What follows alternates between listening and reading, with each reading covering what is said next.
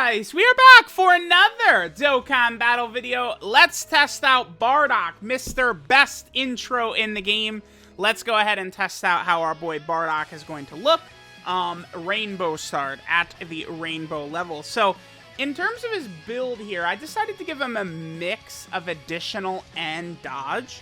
I felt like the two of them together would work pretty effectively. So, you know, Bardock, especially at Rainbow level 10 links, he'll have turns where he can shine in terms of damage. And his defense should be at a pretty decent level to where, like, if he would double super, he could potentially be at the point where he could tank some of these million damage super attack bosses. But at the same time, I don't really see Bardock potentially living against the Metal Cooler Core. Maybe we could get it done at some point, have him survive the Metal Cooler Core, but it just doesn't seem likely to me. Or Cell Max or something like that.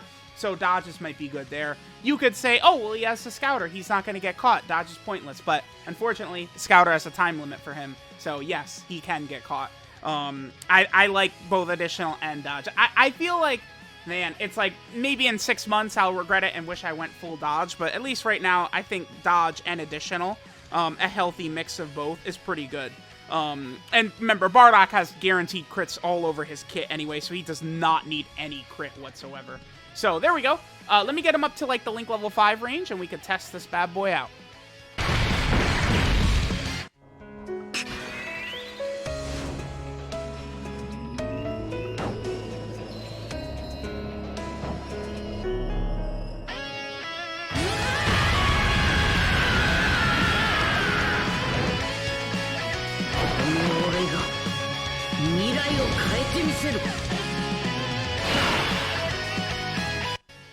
Alright, so there we go. Gotta get that intro in. This is not our Rainbow Showcase Bardock, so let's get this Tora unit off rotation here next to our Showcase character. We'll see what this Bardock, I believe, is just the 55% friend that we're rocking right here. Not exactly who we're focused on in terms of, like, the stats and defense, stuff like that, but again, gotta get that intro in there. Oh, man. Yeah, definitely I have to do an updated intro tier list so we could just get the king, the intro king Bardock at the top there. Oh my god. Is that just too good, too good. Absolutely adore that. Okay, so here is our boy Bardock, Rainbow Bardock. Let's see some of the numbers we can get from him. He started out, I mean, this is something that you can see. So, we started out this Bardock in slot 7, which means his intro just played, which means starting now we have our 5 turns. So, we'll have 3 rotations with Bardock, where we are going to have the Scouter and the Rainbow Orb changing with him, right? And the extra attack, I guess. But what we're also going to have for these 3 turns is, I think, pure domination from him. I do think this Bardock's going to be very good. Especially like once we get into like Link level 10 and stuff like that. As he builds up, his strength is going to get very, very impressive. I do really think so. So let's go ahead and take a look here. Now we're able to use the active skill here. This is the very good condition I think that this has, which is you could do it if there's 3 Team Bardock category allies on the team. There are a couple. So far, I've liked what I've seen from this tour. I mean, I'm going to need more time with them before I can make a perfect, absolute case, right? But so far, I do like what I've seen from them. So between this tour, and then, of course, we do also have this Fasha, right? And then the 2 leader Bardocks. I mean, that's 4 strong red zone capable characters. I am very disappointed in Dokkan. I mean, units shouldn't release characters that can't be Rainbow right away anyway at this point. It's stupid. Especially if they're dropping content on the level of Red Zone. Like, sorry, it's dumb. Just allow us to grind the character up or summon for the character or whatever. But we're, you know, closing in on 3 years since this character came out. We can't Rainbow them. They suck now. They're absolute ass, right? They need to Easy A. And they did nothing in the celebration. We didn't get it the last copy. We didn't Easy A them. Nothing. Nothing, nothing, nothing, nothing. Very dumb. This character would certainly help out quite a bit. Now, if Fasha gets a dodge right here, remember, she's going to get a big support buff active for our boy Bardock. Remember that Bardock has a pretty common link set that we'll be able to activate with a lot of these characters we'll be running with him. We have Saiyan Warrior Race, Saiyan Lineage, Family Ties, Team Bardock, Saiyan Pride, Prepare for Battle, and Fierce Battle is his link set in that order. Let's go ahead and see the damage we can get from Bardock. Remember, if we get the 1 Rainbow Orb, we'll be super effective against all types. We get 2 Rainbow Orbs, we get 50% attack and defense. We get 3 Rainbow Orbs, and we get a guaranteed crit. 233k defense we're up to. Let's go ahead and see what he's able to do right here. Now, Bardock, in order to fully build up, he needs to do 3 super attacks. His active skill does count for that, right? Alright, so let's go and see. So we get up to 5.25 right there. Now, we got the 3 Rainbow Key Spheres, which means this is going to be a guaranteed crit. No hidden potential system additional. Again, I didn't want to fully go additional. I felt like additional and dodge probably was going to be like a really good idea for this character, right? It's like, because even if he double supers, there's just going to be so many bosses that could just like blow through him defensively.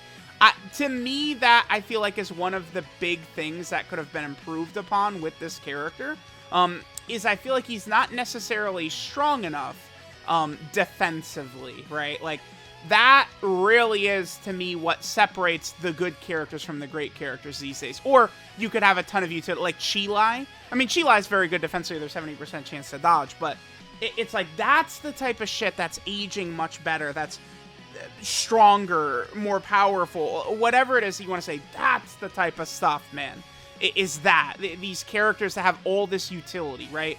They're the ones that, you know, it's like, especially a character that, you know, has a scouter, which Bardock does, but unfortunately it's only for the first 5 turns. But like Bardock with a permanent scouter would age so good potentially, because it's like, that is just such a valuable ability. You know, you could build a team, you know, centered around characters who could really tank these super attacks, right? Like, it's just such a shame. Like, limiting his scouter and his Rainbow Orb changing really limits Bardock as a character, because then he just becomes raw stats, which is just something that ages out super fast, right? Like, these damage, like, physical Super Saiyan 3 Goku already, like, I just pretty much, I just, like, when am I going to run him again? I don't know. It's not often.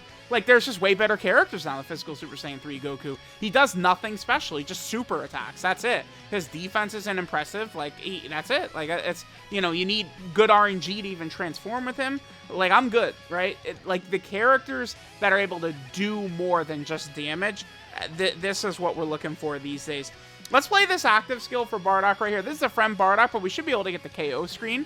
Because remember, Bardock's active skill is a guaranteed crit, and all attacks for the turn also become guaranteed crits.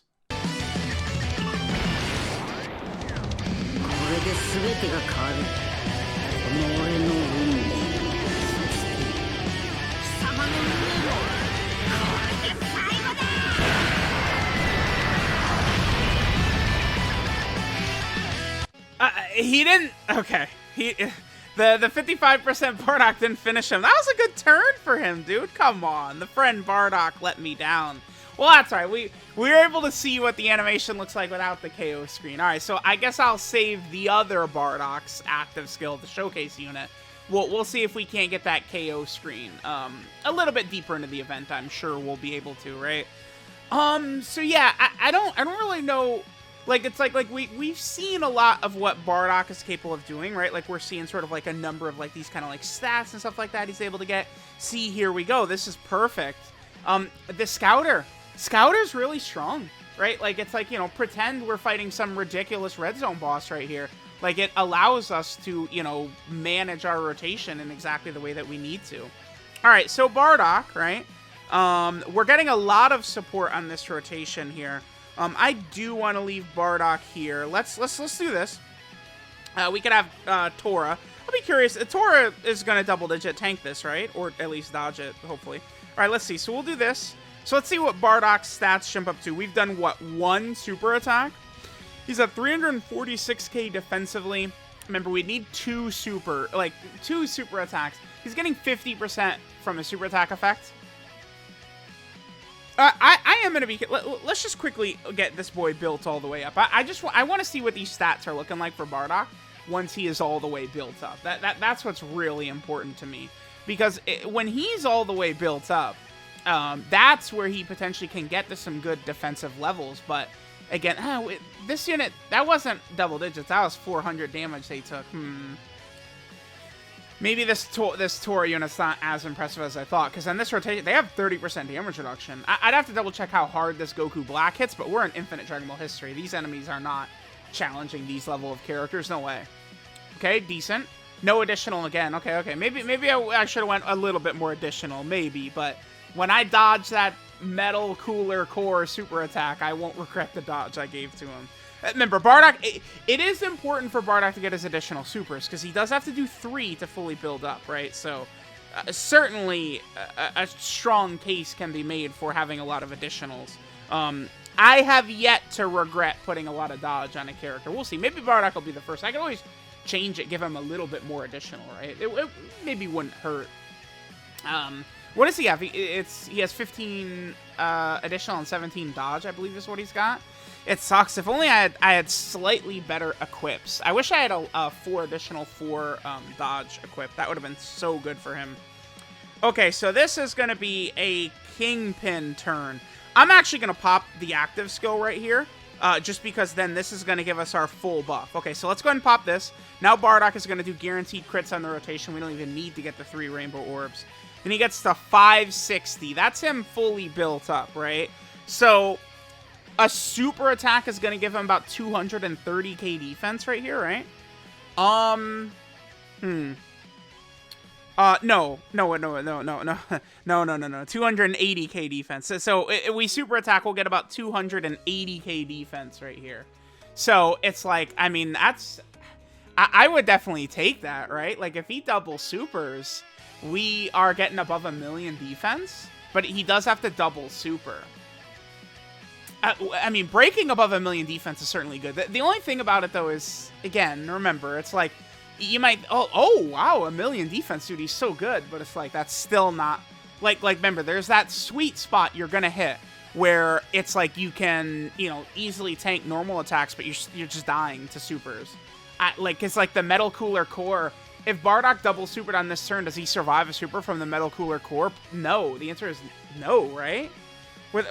See, this is the other thing with this team, right? 500,000 HP. I mean, we have Fasha, who's a free-to-play character on here. Tora is at 15,000 HP. It's just like, damn, like, when you don't have LRs, like, a bunch of LRs on the team really helps, right? Like, the 7th anniversary teams, like, when you've just got, like, that 700k plus health, it helps out so much. I would say that's almost even maybe, like, the one issue for, like, the Gammas, is that their team, I've noticed, does tend to have not as much health as I would like. All right, let's have the Team Bardock super attack first. This will give Bardock a little bit of an extra buff. Oh, yeah, but we can still get the Rainbow Orb buff, too. So now he's up to 635, damn. Okay. So, I mean, we're getting, what, like 317k defense every time he supers here? That's, I mean, we're really starting to talk about, now, it's like he probably could survive. He gets very high defense. That's pretty good. I mean, this is an insane, like, we have 120% support on this rotation, right? Tora and the LR Team Bardock are both giving 60% support to DOKKANFEST Bardock. So, sure, we are really supporting 12.4 right there. Okay, jeez. I mean, that's a guaranteed crit, too. He drops one more of those. Damn, another turn of no additional Bardock. Come on. 15 additional is enough, bitch. Damn it. Oh, yeah, but Bardock is looking good. I mean, these stats are high. It's just, after 5 turns, he becomes just a stats guy, which is all he is.